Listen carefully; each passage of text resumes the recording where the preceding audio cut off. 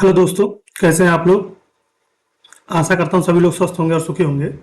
जैसा कि हम लोग यूपी लेखपाल के लिए पर्यावरण पढ़ रहे हैं और उसी के क्रम में हम लोग अगला वीडियो देखते हैं अपना। कल हम लोगों ने प्रकाश संश्लेषण देख लिया था, ऑक्सीजन चक्र देख लिया था।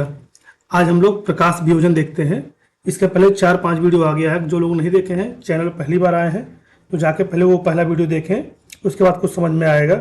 उसी क्रम में हम लोग आगे वीडियो देखते हैं। ठीक, तो आज हम लोग स्टार्ट करते हैं प्रकाश वियोजन। प्रकाश वियोजन क्या है?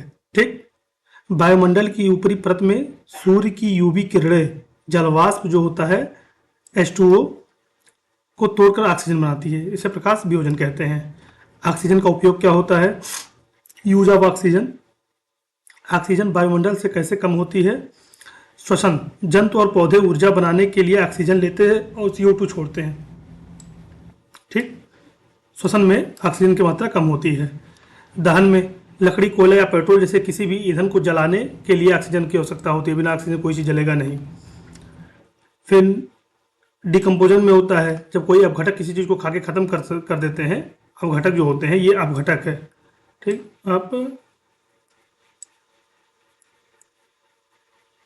अपघटक है ये अपघटक। जब बैक्टीरिया मृत कार्बनिक पदार्थों को सड़ाने के लिए ऑक्सीजन का उपयोग करते हैं। ठीक, फिर ऑक्सीकरण क्या होता है? ऑक्सीजन तत्वों के साथ मिलकर ऑक्साइड बनाती है। उदाहरण, लोहे में जंग लगना। भाई ये भी ऑक्सीजन कारण होता है कि Fe के साथ O2 मिलके Fe2O3 बनाता है। ठीक, इसमें लोहे में जंग लगना शामिल है।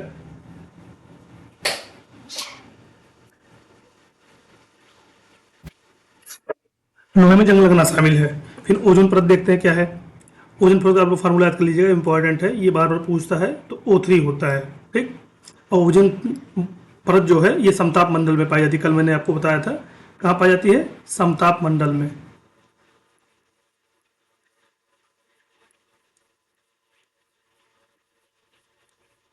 ठीक, समताप मंडल में पाई जाती है। आगे देखते हैं ओजोन परत, यह ऑक्सीजन चक्र का एक महत्वपूर्ण हिस्सा है। स्ट्रेटोस्फीयर, इसी को समताप मंडल बोलते हैं। कभी कभी ये इंग्लिश में ही से पूछ लेता है, हिंदी में भी इसे इंग्लिश में देके पूछ लेगा। आपको इंग्लिश उसकी हिंदी नहीं दी रहेगी। तो स्ट्रेटोस्फीयर अभी आप लोग याद किए रहेगा। इसी को समताप मंडल कहते हैं। मैं ऑक्सीजन का एक अणु O2 ऑक्सीजन के एक परमाणु O से जुड़कर O3 बनाता है। ठीक है, कार्य क्या है? यह हमें हानिकारक सूर्य के प्रकाश से जो यूवी किरणें आती है उससे बचाता है। ठीक है, अब कार्बन चक्र पढ़ लेते हैं, बहुत इंपॉर्टेंट क्वेश्चन है कार्बन चक्र। बार बार एग्जाम में पूछा गया है कार्बन चक्र किसे कहते हैं।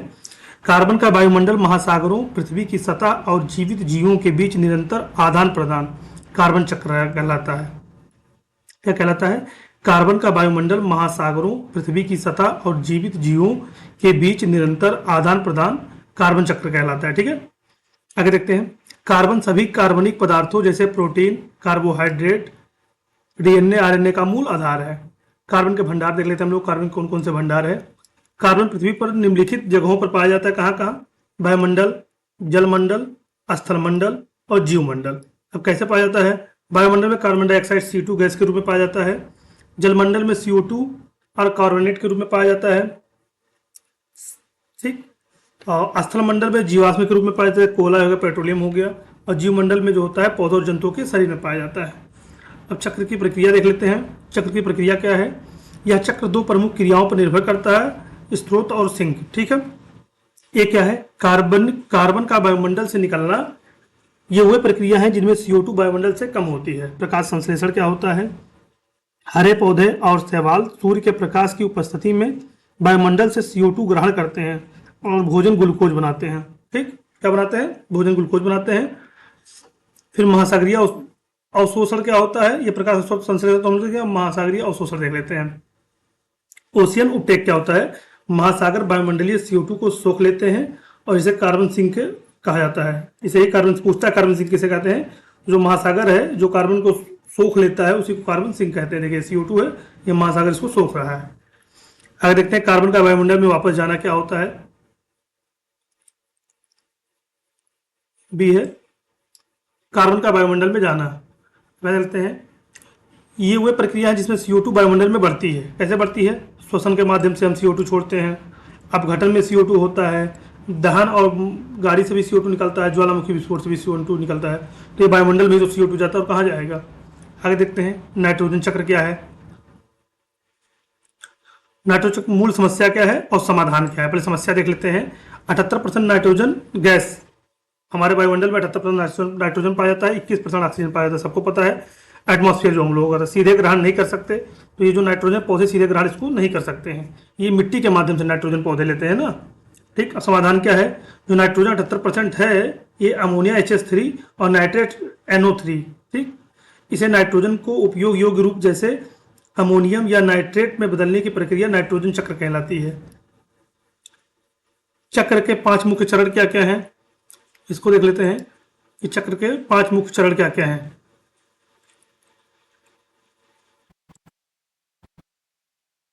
पहला नाइट्रोजन स्थिरीकरण और नाइट्रीकरण, दूसरा है पहले नाइट्रोजन स्थिरीकरण देखते हैं। वायुमंडल नाइट्रोजन को अमोनिया बदलता है। ठीक, वायुमंडल जो है नाइट्रोजन को अमोनिया बदल देता है। कैसे होता है, प्राकृतिक के माध्यम से होता है और जैविक भी होता है। प्राकृतिक क्या है, बिजली चमकने से, और जैविक क्या होता है, मिट्टी में मौजूद बैक्टीरिया द्वारा। जो मिट्टी में बैक्टीरिया मौजूद होते हैं वो इसे अमोनिया बदल देते हैं। ठीक, और जो बिजली चमकती है वो वायुमंडल में जो नाइट्रोजन से अमोनिया बदल देता है।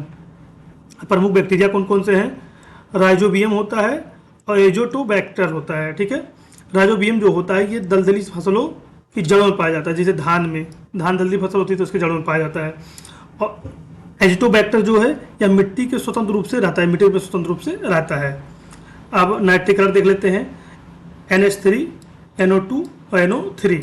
ठीक है, अमोनिया का नाइट्रेट NO3 में बदलना, पौधे नाइट्रेट को सबसे आसानी से सोखते हैं। दलदली स्थान पाया जाता है नाइट्रेट, इसको सोख लेते हैं पौधे।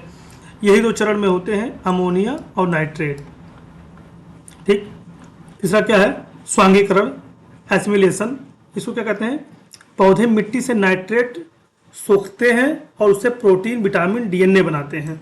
ठीक, फिर जंतु पौधों को खाते हैं और नाइट्रोजन उनके शरीर में पहुंचता है। अब जंतु डायरेक्ट नाइट्रोजन नहीं खाते हैं, वो पौधों के माध्यम से नाइट्रोजन लेते हैं। हम लोग जो नाइट्रोजन लेते हैं, कोई ऐसा नहीं कि इंजेक्शन ले लेते हैं नाइट्रोजन का या नाइट्रोजन खा लेते हैं, हम लोग पौधों के माध्यम से नाइट्रोजन लेते हैं। जैसे जो जानवर पौधों को खाएगा उसमें नाइट्रोजन की मात्रा चल जाएगी, और फिर उसको शेर जानवर को खाएगा या इंसान जानवर को खाएगा तो उनमें नाइट्रोजन की मात्रा आ जाएगी, या इंसान पौधों को खाएगा तो डायरेक्ट नाइट्रोजन की मात्रा आ जाएगी। ऐसे ही नाइट्रोजन शरीर में आता है, डायरेक्ट नाइट्रोजन हम लोग लेते नहीं हैं। फिर अमोनीकरण क्या होता है, जब पौधे या जीव मर जाते हैं तो उनके शरीर का अपघटन होता है, जिसमें मौजूद कार्बनिक नाइट्रोजन प्रोटीन और यूरिया को वापस अमोनिया में बदल जाता है। कौन करता है, अब ये क्वेश्चन है कि कौन करता है, तो कवक करते हैं और सड़ाने वाले बैक्टीरिया करते हैं। बैलिसियस राइजोसोम होते हैं और क्लोस्ट्रिडियम होते हैं। ठीक है, आगे देखते हैं विनाइट्रीकरण क्या होता है। अब विनाइट्रीकरण जो होता है यह चक्र का अंतिम चरण होता है। मिट्टी में मौजूद नाइट्रेट्स वापस नाइट्रोजन गैस में बदलकर वायुमंडल में चला जाता है। ठीक, बैक्टीरिया क्या होते हैं, ये स्यूडोमोनास होते हैं और थियोबैसिलस होते हैं। ठीक, फास्फोरस चक्र क्या होता है, नाइट्रोजन चक्र हम लोग देख लिया, फास्फोरस चक्र देखते हैं क्या होता है। यह एक औषधि चक्र है। यह नाइट्रोजन या कार्बन के विपरीत फास्फोरस वायुमंडल में गैस के रूप में नहीं पाया जाता है। ठीक, श्वसन क्या होता है, श्वसन के माध्यम से वायुमंडल में इसकी कोई उत्सर्जन नहीं होती है। अब महत्व क्या है, या DNA RNA ATP ऊर्जा मुद्रा और हड्डियां दांतों के निर्माण के लिए आवश्यक है। अब जो फास्फोरस है ये दांतों के निर्माण के लिए सबसे ज़्यादा आवश्यक होता है, हड्डियों के लिए होता है, क्योंकि जैसे अभी आपके हड्डी में चोट लग जाती तो आपको फास्फोरस दिया जाता है, ये जल्दी हड्डी मजबूत हो जाए, दांतें अच्छे हो जाएं। ठीक, अब प्रोसेस प्रक्रिया क्या है, चट्टानों के टूटने अवशेष से फास्फोरस मिट्टी में मिल जाता है। अब यही फास्फोरस मिट्टी मिलता है, पौधे पाए जाते हैं, पौधों से इंसान पाया जाता है, और इंसान से मतलब पौधे से जीव जंतु पाते हैं, और जीव जंतु और प्लस पौधों से इंसान पाया जाता है। अब मृत्यु के बाद अपघटक इसे वो वापस मिट्टी में मिला देते हैं। अब फिर टूटेगा, फिर मिट्टी मिल जाएगा, फिर वहाँ से फास्फोरस पौधों को मिल जाएगा। ठीक, अब देखिए अब समस्या क्या है, समस्या जहाँ कुछ अच्छाई है बुराई भी होती है। समस्या क्या है, उर्वरकों में अत्यधिक प्रयोग से जल निकाय में सुपोषण होता है, इसमें शैवाल बहुत तेजी से बढ़ते हैं। अब ज़्यादा मात्रा अगर फास्फोरस की हो जाएगी तो उसमें काई वाई जो होता है, जिसको शैवाल सुपोषण कहते हैं, ये पानी को खराब कर देते हैं, सड़ा गला देते हैं पानी को। वही बताया जा रहा है कि पानी को ये सड़ा गला देते हैं। आगे देखते हैं सल्फर चक्र क्या होता है, नाइट्रोजन फास्फोरस कार्बन और सल्फर चक्र देखते हैं। 3 चक्र हो गए, 14 चक्र में देखते हैं सल्फर चक्र क्या होता है। सब कॉमन है, कोई ज़्यादा है नहीं कि पहले मिट्टी में मिलेगा फिर पौधों को मिलेगा, पौधों से जानवर और इंसान पाएंगे, यही सब में सब चक्र में है। अब सल्फर क्या है, ये मुख्य रूप से औषधि है, लेकिन इसकी एक गैसीय अवस्था भी होती है। अब गैसीय अवस्था तो इंसान डायरेक्ट भी पा सकता है इसको, ठीक है। भंडार क्या होता है, चट्टाने, कोयला और तेल होता है। स्रोत ज्वालामुखी विस्फोट, जीवाश्म ईंधन, कोयला, पेट्रोलियम का जलना और दलदली क्षेत्रों में अपघटन से होता है। प्रभाव क्या है, वायुमंडल में सल्फर बढ़ने से अम्लीय वर्षा होती है, ठीक। अम्लीय वर्षा के कारण आप लोग जानते हैं ताजमहल का रंग पीला पड़ रहा है। कल आपसे हमने एक क्वेश्चन पूछा था, कोई किसी ने भी कमेंट में उसका आंसर नहीं दिया था कि जो तेल शोधक कारखाना है वो यूपी में किस जिले में है, किसी का भी आंसर नहीं आया था उस पर। चलिए आज देखते हैं कि आज कोई आंसर करता है कि नहीं करता है, कि जो ताजमहल का रंग जो पीलापन पड़ रहा है वो एक तेल शोधक कारखाने की वजह से पड़ रहा है, और तेल रिफाइनरी वो है यूपी के किस डिस्ट्रिक्ट में है, आप लोग कमेंट करके जरूर बताइएगा, ठीक। पोषक तत्वों का प्रभाव क्या होता है, यह हमेशा चक्रीय होता है। पोषक तत्व मिट्टी, मिट्टी है भाई, मिट्टी नहीं है, ठीक, ये मिट्टी कर लीजिएगा, मिट्टी, मिट्टी से पौधों में जाते हैं और वापस मिट्टी में मिल जाते हैं। देखिए यहाँ पे मिट्टी का लिखा हुआ है, सही कर लीजिएगा, मिट्टी में आते हैं, ठीक है। गैसीय चक्रों को पूर्ण माना जाता है क्योंकि इसमें वायुमंडल से संतुलन जल्दी बन जाता है, ठीक है। अपूर्ण चक्र क्या होता है, अवसादी चक्र जैसे फास्फोरस अपूर्ण होते हैं क्योंकि पोषक तत्व अक्सर चट्टानों में लंबे समय के लिए फंस जाते हैं। अब जलवायु परिवर्तन देख लेते हैं हम लोग। अब जो कार्बनिक हो गया, फास्फोरस हो गया, नाइट्रोजन हो गया, सब हम लोग अब जलवायु परिवर्तन देख लेते हैं। ये इंपॉर्टेंट है, अभी तक आपका इंपॉर्टेंट नहीं था लेकिन ये काफी इंपॉर्टेंट है, जलवायु परिवर्तन। इससे क्वेश्चन बनेगा 100% क्वेश्चन बनेगा कि क्लाइमेट परिवर्तन चेंज क्या होता है। तो जलवायु परिवर्तन का अर्थ है तापमान और मौसम के पैटर्न में दीर्घकालिक बदलाव, या एक दो दिन के बदलाव में नहीं बल्कि दशकों का परिवर्तन होता है। मतलब एक दो दिन के बदलाव में जलवायु परिवर्तन नहीं होता, दशकों इससे चलता है।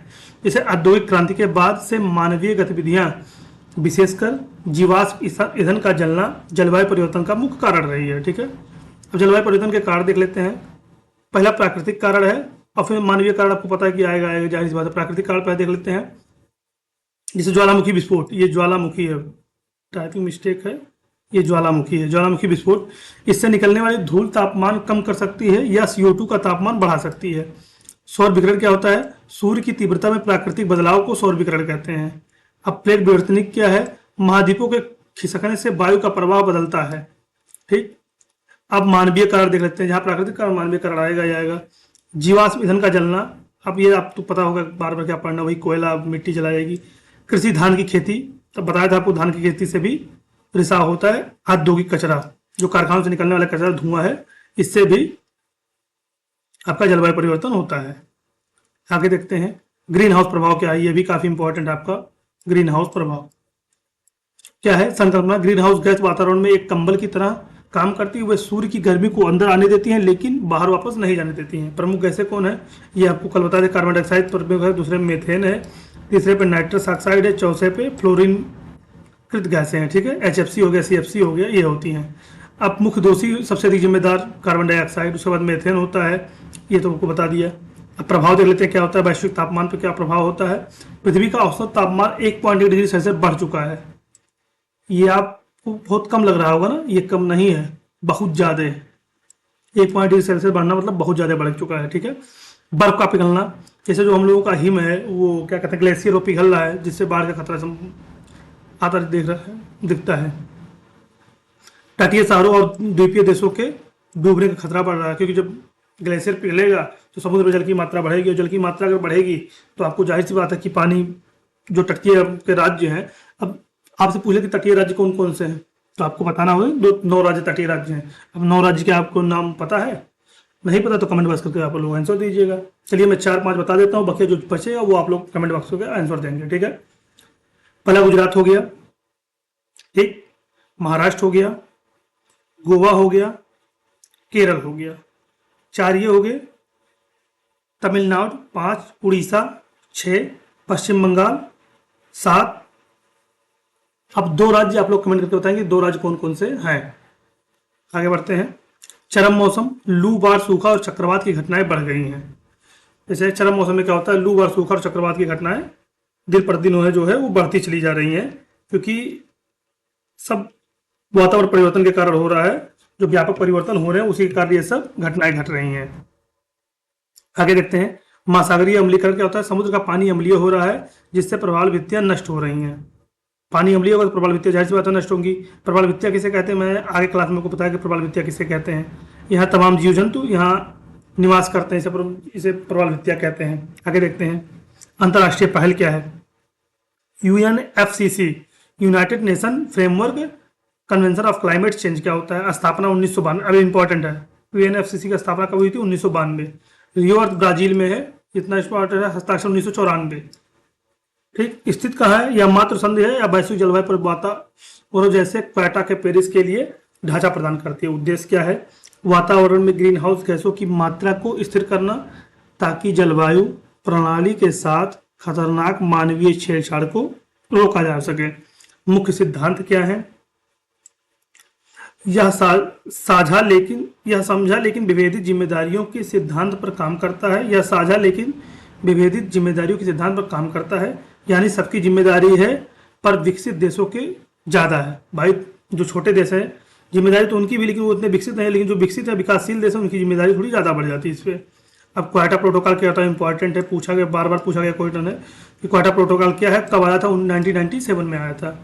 स्वीकृति 1997 में आया था, जापान में अपनाया गया, लेकिन कानूनी रूप से इसे 2005 में लागू किया गया। कब लागू किया गया, 2005 में। दोनों डेट इंपॉर्टेंट है। ठीक, लक्ष्य क्या है, इसने उत्सर्जन कम करने के लिए विशेष रूप से विकसित देशों के लिए कानूनी रूप से बाध्यकारी लक्ष्य निर्धारित किए। छूट क्या है, भारत और चीन जैसे विकासशील देशों को इस प्रोटोकॉल के तहत उत्सर्जन कम करने की आवश्यकता नहीं थी, मतलब भारत चीन को छूट दी गई थी क्योंकि ये विकासशील देश है। तंत्र क्या है, लक्ष्यों को पूरा करने में मदद के लिए कार्बनिक ट्रेंडिंग और स्वच्छता विकास तंत्र की शुरुआत की। आगे देखते हैं पेरिस एग्रीमेंट क्या था। जो पेरिस एग्रीमेंट हम लोगों का COP21 में अपनाया गया, इसने क्वेटा प्रोटोकॉल के दृष्टिकोण को बदल दिया। सार्वभौमिक क्या है, क्वेटा के विपरीत इसमें सभी देशों विकसित और विकासशील दोनों को कार्रवाई करनी होती है। इसमें मतलब अभी तक ऊपर जो आपने दो प्रोटोकॉल पढ़ा उसमें केवल विकसित देश ही जिम्मेदार होते थे, लेकिन इसमें विकसित और विकासशील देश दोनों को जिम्मेदारी उठानी पड़ती थी। अब तापमान का लक्ष्य क्या है, वैश्विक तापमान वृद्धि को 2 डिग्री सेल्सियस से काफी नीचे रखना, क्योंकि 1 बढ़ गया आप देखते हैं उसको 2 से नीचे रखना। अब पूर्व औद्योगिक स्तर 1.5 से सीमित करने का प्रयास करना है। अब एनडीसी क्या है, अब देश उत्सर्जन देख लेते हैं हम लोग। एनडीसी क्या है, तो एनडीसी हम लोगों का देश उत्सर्जन कम करने के लिए अपने लक्ष्य स्वेच्छा से खुद तय करते हैं, जिन्हें हर 5 साल में अपडेट किया जाता है। हर 5 साल में अपडेट किया जाता है। वित्त क्या है, विकसित देशों ने विकासशील देशों में जलवायु कार्रवाई का समर्थन करने के लिए प्रतिवर्ष $100 अरब जुटाने का वादा किया है। ये विकसित देशों ने वादा किया है। अब आईपीसीसी की है, इतना इंपॉर्टेंट नहीं, लेकिन देखते हैं जलवायु परिवर्तन पर अंतर सरकारी पैनल है। उत्पत्ति जो उसकी हुई 1988 में और WMO की सहायता से हुई थी। कार्य क्या है, यह मूल शोध है या नहीं करता, इसके वजह यह वैज्ञानिक साहित्य का आकलन और संकलन करके असेसमेंट रिपोर्ट तैयार करता है। कौन सा रिपोर्ट तैयार करता है, असेसमेंट रिपोर्ट तैयार करता है। महत्व, इसकी रिपोर्ट सरकारी नीतियों और जलवायु वार्ताओं के लिए वैज्ञानिक आधार प्रदान करती है। सम्मान इसमें क्या हुआ था, आईपीसीसी को 2007 में नोबेल शांति पुरस्कार से सम्मानित किया गया था। ठीक, अब कॉप देख लेते हैं। कॉन्फ्रेंस ऑफ पार्टीज क्या है, परिभाषा, ये यूएनएफसीसीसी की सर्वोच्च निर्णय लेने वाली संस्था है जो प्रगति का आकलन करने के लिए हर साल बैठक करती है। भूमिका क्या है, क्वेटा प्रोटोकॉल जो COP3 प्रोटोकॉल और पेरिस जो हुआ था प्रोटोकॉल जैसे प्रमुख समझौतों पर इनकी बैठकों के दौरान हस्ताक्षर जो किए गए हैं उनके लिए प्रोटोकॉल है। ठीक है, अब हम लोग देखते हैं पंचमृत स्ट्रेटजी जो होती है, COP26 जो होता है, ग्लैक्सोल 21 जो होता है। संदर्भ क्या है, ग्लासगो में COP26 शिखर सम्मेलन में पीएम नरेंद्र मोदी ने जलवायु परिवर्तन से लड़ने के लिए भारत की ओर से 5 प्रमुख प्रतिबद्धताओं की घोषणा की, जिन्हें पंचामृत कहा जाता है। ये इंपॉर्टेंट है क्योंकि इनमें मोदी जी का जिक्र आ गया है, तो इंपॉर्टेंट है क्योंकि यूपी का पेपर है, यूपी में बीजेपी है, केंद्र में बीजेपी है और प्लस में यूपी का पेपर, तो ये इंपॉर्टेंट है कि मोदी जी आ गए हैं, तो आप लोग देख लीजिएगा। और क्या है, गैर जीवाश्म ईंधन क्षमता जो है 2030 तक 500 गीगावाट गैर जीवाश्म ऊर्जा क्षमता को करना है, तक पहुंचना है। ठीक, जैसे सौर हो गया, इसमें सौर हो गया, पवन हो गया, परमाणु और हाइड्रो शामिल है। आगे देखते हैं दूसरा क्या है, नवीकरणीय ऊर्जा हिस्सेदारी क्या है, 2030 तक अपनी ऊर्जा आवश्यकताओं का 50% नवीकरणीय ऊर्जा स्रोतों में पूरा करना। तीसरा क्या है, उत्सर्जन में कमी, 2030 तक, देखिए सब लक्ष्य 2030 तक है। 2030 तक कुल अनुमानित कार्बन उत्सर्जन में 1 अरब टन की कमी करना। ठीक, कार्बन की तीव्रता देख लेते हैं। 2030 तक अर्थव्यवस्था की कार्बन तीव्रता को 45% से, ठीक, 45% से कम करना है। इसका मतलब है कि जीडीपी की हर यूनिट के लिए कम प्रदूषण पैदा करना। नेट जीरो लक्ष्य क्या है, ये आपको कल बताया। 2070 तक शुद्ध शून्य उत्सर्जन का लक्ष्य हासिल करना भारत ने नेट जीरो का लक्ष्य बनाया है। एनएपीसीसी क्या है, national action plan of climate change, 2008 में आया था। ये इंपॉर्टेंट है, कब आया था एनपीसीसी, ये एनएपीसीसी कब आया था, 2008 में। ठीक, जलवायु परिवर्तन पर राष्ट्रीय कार्य योजना है। परिचय क्या है, 2008 में शुरू की गई। यह जलवायु परिवर्तन को कम करने और उसके अनुकूलन हो रहे के लिए भारत की घरेलू नीति है। इसमें 8 मुख्य मिशन शामिल हैं। कौन से मिशन शामिल हैं, 8 मुख्य मिशन शामिल हैं। कौन कौन से हैं महत्वपूर्ण मिशन, 8 जो मिशन है। पहला है राष्ट्रीय सौर मिशन। क्या राष्ट्रीय सौर मिशन, बिजली उत्पादन के लिए सौर ऊर्जा के उपयोग को बढ़ावा देना। दूसरा क्या है, संवर्धित ऊर्जा दक्षता के लिए राष्ट्रीय मिशन। उद्योग और घरों में ऊर्जा की बचत करना, जैसे उजाला एलईडी योजना था। ठीक, एलईडी योजना है उजाला एलईडी योजना। सतत आवास पर राष्ट्रीय मिशन है। राष्ट्रीय जल मिशन है। हिमालयी पारिस्थितिकी तंत्र को बनाए रखने के लिए राष्ट्रीय मिशन है। हरित भारत के लिए राष्ट्रीय मिशन है। सतत कृषि के लिए राष्ट्रीय मिशन है। और जलवायु परिवर्तन के लिए रणनीति ज्ञान और राष्ट्रीय मिशन है। जो इंपॉर्टेंट है, जो आपको टिक कर दिया गया है। आगे इसका विस्तार आपको पता है। कृषि है तो कृषि में रहेगा, हरित है तो हरित के लिए रहेगा, जलवायु तो जल के लिए रहेगा। तो आपको पता है इसमें क्या बताना है आपको। अब ISA क्या है, इंटरनेशनल सोलर अलायंस क्या है, 2015 में आया। पेरिस में भारत और फ्रांस द्वारा संयुक्त, ये जो है उसका भारत और फ्रांस का संयुक्त प्रोजेक्ट था, उसे शुरू किया गया। इसका मुख्यालय गुरुग्राम भारत में है। इंपॉर्टेंट है, मुख्यालय पूछे कहाँ है, गुरुग्राम भारत में स्थित है। आदर्श वाक्य क्या है, एक सूर्य एक विश्व एक ग्रिड। आदर्श वाक्य क्या है, एक सूर्य एक विश्व और एक ग्रिड, इसका आदर्श वाक्य है। लाइफ मूवमेंट क्या होता है, तो अवधारणा है COP 26 में पीएम मोदी द्वारा पेश किया गया। यह व्यक्तियों को पर्यावरण के अनुकूल आदतें अपनाकर प्रो प्लेनेट पीपल बनने के लिए प्रोत्साहित करता है। ठीक, BS4 क्या है, BS6 क्या है, कार्बन। भारत BS5 को छोड़ दिया है और 2020 में BS4 से BS6 ईंधन के मानकों पर छलांग लगाई है। लाभ क्या है, वाहनों से सल्फर और नाइट्रोजन ऑक्साइड के उत्सर्जन को काफ़ी कम करते हैं। देखिए जो वाहन होते हैं, कहते हैं ना पहले BS4 वाहन आता था, BS6 वाहन आ रहा है। कहते नहीं कि भाई मेरा बाइक जो है BS6 बाइक है, BS4 ये बाइक का BS6 है। ये उत्सर्जन कार्बन जो होता है नाइट्रोजन ऑक्साइड में BS4 ज़्यादा करता था, BS6 कम करता है। ठीक, CDRI आपदा क्या है, आपदा प्रतिरोध बुनियादी ढांचे के लिए गठबंधन और पहुंच भारत द्वारा 2019 के लिए शुरू किया गया, ताकि ऐसा बुनियादी ढांचा, सड़कें, पुल बनाए जा सके जो जलवायु आपदाओं के सामना कर सकें। ठीक, ऐसा पुल बनाना कि जैसे जलवायु आपदा आ गया या कुछ भूकंप आ गया तो वो टूटे ना। अब देखिए महत्वपूर्ण शब्दावली क्या है, कार्बन फुटप्रिंट हम लोग ऊपर देख चुके हैं, फिर दोबारा देखने की कोई आवश्यकता नहीं है। नेट जीरो हम लोग देख चुके हैं, इसको दोबारा देखने की कोई आवश्यकता नहीं है, ऊपर देख चुके हैं नेट जीरो। कार्बन क्रेडिट देख लेते, कार्बन क्रेडिट नहीं देखे हैं। एक व्यापार योग्य परमिट जो किसी देश या कंपनी को एक निश्चित मात्रा में कार्बन, आमतौर पर 1 टन उत्सर्जित करने की अनुमति देता है। यदि वे कम उत्सर्जन करते हैं तो वे इसे दूसरों को बेच सकते हैं। कार्बन पृथक्करण क्या होता है, वायुमंडलीय कार्बन ऑक्साइड को पकड़ने और जमा करने की प्रक्रिया। ठीक, अब समन क्या है, उत्सर्जन स्रोत को कम करके जलवायु परिवर्तन की गंभीरता को कम करने के लिए उपाय। ठीक, इसी को समन कहते हैं। उदाहरण क्या है, सौर ऊर्जा, इलेक्ट्रॉनिक वाहनों का उपयोग, वनों की कटाई रोकना। ठीक, अनुकूलन क्या होता है, बदलती जलवायु के प्रभाव जो पहले से ही हो रहे हैं के साथ जीवित रहने के लिए अपनी प्रणालियों और जीवन शैलियों को ढालना होता है। उदाहरण क्या है, बाढ़ के लिए ऊंची दीवारें बनाना, सूखे का सामना करने वाली फसलें विकसित करना, पेड़ पौधे लगाना, डैम बनाना, ये सब अनुकूलन है। आगे देखते हैं एसिड रेन क्या होता है, अम्लीय वर्षा हम लोग देख चुके हैं, लेकिन एक बार और देख लेते हैं अम्लीय वर्षा क्या होती है। जब बारिश के पानी में वायुमंडल में मौजूद प्रदूषणकारी गैसें मिल जाती हैं और उसका pH स्तर सामान्य से कम हो जाता है तो एसिड रेन अम्लीय वर्षा कहते हैं। ठीक है, नॉर्मल pH जो होता है वो लगभग 5.6 है। हल्का अम्लीय होता है क्योंकि इसमें CO2 घुली होती है। अब एसिड रेन जो pH होता है 5.6 से कम होता है और यह अक्सर 4.2 या 4.4 के बीच होता है। यह शब्द रॉबर्ट एंगस स्मिथ द्वारा गढ़ा गया था। अब मेन का मुख्य कारण क्या है? एसिड रेन के मुख्य कारण दो प्रकार की गैसें हैं। ये गैसें दो स्रोतों से निकलती हैं। पहला नेचुरल स्रोत क्या है, प्राकृतिक स्रोत क्या है? ज्वालामुखियों से निकलती हैं, सड़े गले पौधों से निकलती हैं, बिजली चमकने से नाइट्रोजन गैस ऑक्साइड में बनते हैं। ठीक, बर्निंग कोयला, कोयला से जलने से निकलती हैं, बिजली घरों से निकलती हैं, व्हीकल से निकलती हैं और फैक्ट्रीज से निकलती हैं। तो ये आपको बताना है, बार बार रिपीट हो रहा है तो ये आपके माइंड में तो ऐसे क्लिक कर जाएगा।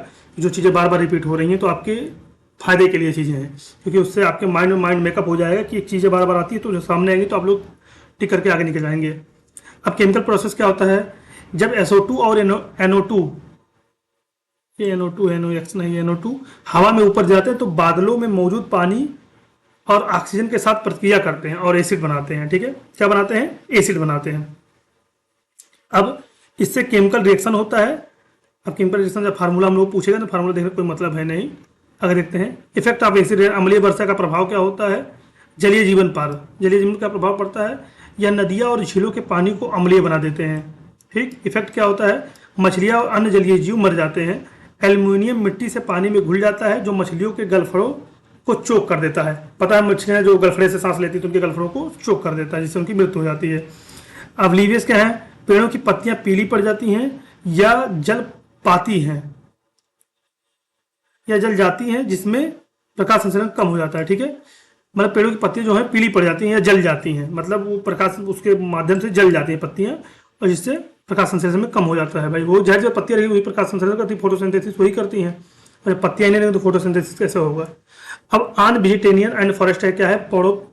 पेड़ पौधों पर क्या होता है?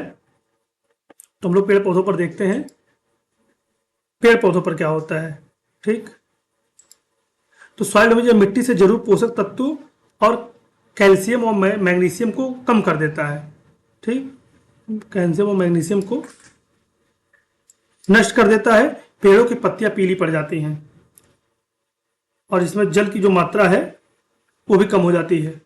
आगे देखते हैं on building and the movements, इमारतों पर क्या प्रभाव पड़ता है? इमारत पीली पड़ने लगती हैं, ज़्यादा कुछ देखना नहीं, इसमें इमारतें पीली पड़ने लगती हैं।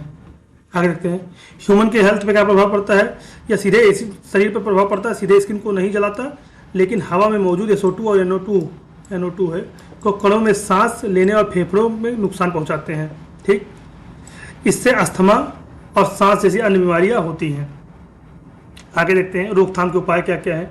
कोयला और पेट्रोलियम की जगह renewable energy, solar wind energy का प्रयोग बढ़ाना चाहिए। जहाँ कोयला और इसका उपयोग हो रहा है वहाँ हम लोगों को पवन चक्कियाँ चलानी चाहिए, सोलर का यूज करना चाहिए, इससे इनकी संख्या में कमी आएगी। ठीक, आगे देखते हैं क्या है। गाड़ियों को सिंथेटिक कन्वर्टर्स का इस्तेमाल अनिवार्य होना चाहिए जो धुएं और NO2 को कम करते हैं। आगे देखते हैं फैक्ट्रियों में चिमनियों में लगाए जाने वाले चाहिए जो हवा में धुआं छोड़ने से पहले SO2 को सोख लेते हैं। ठीक है, अब लाइमिंग क्या होता है? जिन झीलों या मिट्टी का पानी एसिड हो गया है वहाँ चूना डालकर उसे न्यूट्रलाइज किया जाता है। ठीक, चूने का इस्तेमाल करेंगे तो फिर पानी और उसकी मिट्टी का जो वो है अम्लीय हो गया वो सही हो सकता है। आगे देखते हैं term convention by Robert Angus Smith 1952 में आया था, ये ज़्यादा इंपॉर्टेंट है नहीं। अब ग्लास एंड प्लास्टिक दे देते हैं। एसिड रेन का असर कांच और प्लास्टिक नहीं होता है। एसिड रेन का जो असर होता है कांच और प्लास्टिक पर नहीं होता है। आगे देखते हैं नेशनल पार्क, राष्ट्रीय उद्यान क्या है? अब यहाँ से आप लोगों का इंपॉर्टेंट स्टार्ट होता है, यहाँ से आपके क्वेश्चन बनेंगे, जाहिर सी बात है। ठीक है, अब यहाँ देख लेते हैं वन्यजीव अभ्यावरण और बायोस्फीयर क्या होता है, जैवमंडल आरक्षित क्षेत्र क्या होते हैं। ये तीन कन्वेंसेशन और स्थानीय संरक्षण के उदाहरण हैं, यानी जानवरों को उनके प्राकृतिक आवास में ही संरक्षित करना। चिड़ियाघर की बात यहाँ नहीं हो रही है, यहाँ पक्षी अभ्यावरण, बाघ अभ्यावरण, वन्यजीव अभ्यावरण की बात की जा रही है कि जो जानवर जहाँ है उन्हीं को उन्हीं के जगह पे संरक्षित कर देना। चिड़ियाघर में क्या होता है कि चिड़ियाघर में आप लोग उसको उठा के लाते हैं, अपने पास रखते हैं, जब पिंजरे में रख देते हैं। यहाँ वन्यजीव अभ्यावरण की बात हो रही है, चिड़ियाघर की बात नहीं हो रही है। क्या है? यह एक ऐसी प्राकृतिक क्षेत्र है जिसमें किसी विशेष प्रजाति या लुप्तप्राय जीवों को शिकार और बाहरी खतरों से बचाने के लिए सुरक्षित किया जाता है। उद्देश्य क्या होता है? इसका मुख्य लक्ष्य केवल जीव जंतुओं को बचाना है। यह प्रजाति आधारित होती है, जैसे केवल पक्षियों के लिए बर्ड सेंचुरी, पक्षी अभ्यारण्य बनता है, जानवरों के लिए वन्यजीव अभयारण्य बनता है, बाघ के लिए अलग से बाघ जीव वन्यजीव अभयारण्य होता है। ठीक। मानवीय गतिविधियाँ, यहाँ मानवीय गतिविधियाँ अनुमति अलाउ होती हैं, मतलब मानव देखने जा सकता है कैसे कैसे होता है, वहाँ गाड़ी मिलती है आपको घूमने के लिए करते हैं। लकड़ी बीनना, लकड़ी बीनना, पशु चराना, निजी जमीन का मालिकाना हक संभव है। यहाँ आप लकड़ी चुनने जा सकते हैं, पशु चराने जा सकते हैं, निजी जमीन का मालिकाना हक आपका संभव है। ठीक। सीमाएं, इसकी सीमाएं क्या है? कानून द्वारा पूरी तरह पक्की नहीं होती हैं, राज्य सरकार आसानी से सीमा बदल सकती है, राज्य सरकार इसको बदल सकती है। ठीक है, केंद्र सरकार से अनुमति लेने की आवश्यकता नहीं होती है। अपग्रेड क्या होता है? यह एक वाइल्ड फायर सेंचुरी को नेशनल पार्क में बदला जा सकता है, जाहिर सी बात है। अब नेशनल पार्क या राष्ट्रीय उद्यान क्या है? यह वह क्षेत्र जिसे राज्य या केंद्र सरकार द्वारा कड़े कानून के तहत संरक्षित किया जाता है। यह अभ्यावरण से अधिक सुरक्षित और सख्त होता है। ठीक। ये नेशनल राष्ट्रीय उद्यान है, इंपॉर्टेंट है आपका। फोकस क्या, उद्देश्य क्या है? यह केवल जानवरों के लिए नहीं बल्कि पूरे पारिस्थितिक तंत्र के लिए होता है। इसमें ऐतिहासिक स्मारक, नदियाँ, पेड़ पौधे और जीव जंतु सभी शामिल हैं। ह्यूमन एक्टिविटी क्या होता है? मानवीय गतिविधियाँ क्या है? यहाँ मानवीय हस्तक्षेप पूरी तरह से प्रतिबंधित हो जाता है। पशु चराना मना है, लकड़ी काटना, शिकार करना मना होता है। यहाँ आप जमीन मालिकाना जमीन का हक नहीं ले सकते, ये भी मना होता है। बाउंड्री सीमाएं क्या होती है? इसकी सीमाएं कानून द्वारा तय होती हैं और इन्हें बदलना बहुत मुश्किल होता है। केवल पर्यटन के लिए अनुमति होती है, वह भी कुछ निश्चित क्षेत्रों में। ठीक। अब स्टेटस क्या है? एक नेशनल पार्क को वापस वेलफेयर सेंचुरी नीचे दर्जे में नहीं बदला जा सकता, इसको ऊपर ले जा सकते हैं, नीचे नहीं ला जा सकते हैं। ठीक। आगे देखते हैं। तो दोस्तों, आज हम लोग यही खत्म करते हैं, क्योंकि ज़्यादा लंबा वीडियो बनाने कोई मतलब है नहीं, क्योंकि इधर ज़्यादा याद करने वाली चीज़ें हैं। तो आपको लगभग आधा घंटे की वीडियो तो आप लोग एक दो बार रिवाइज कर लेंगे तो आसानी से आपको याद हो जाएगा। अगर आप लोगों को कंटेंट अच्छा लग रहा है तो चैनल पर अपना प्यार दिखाइए, चैनल को सब्सक्राइब करिए और वीडियो पे अच्छे कमेंट करिए, लाइक करिए और शेयर करिए। बहुत बहुत धन्यवाद, और ज़्यादा से ज़्यादा सब्सक्राइब करें। बहुत बहुत धन्यवाद।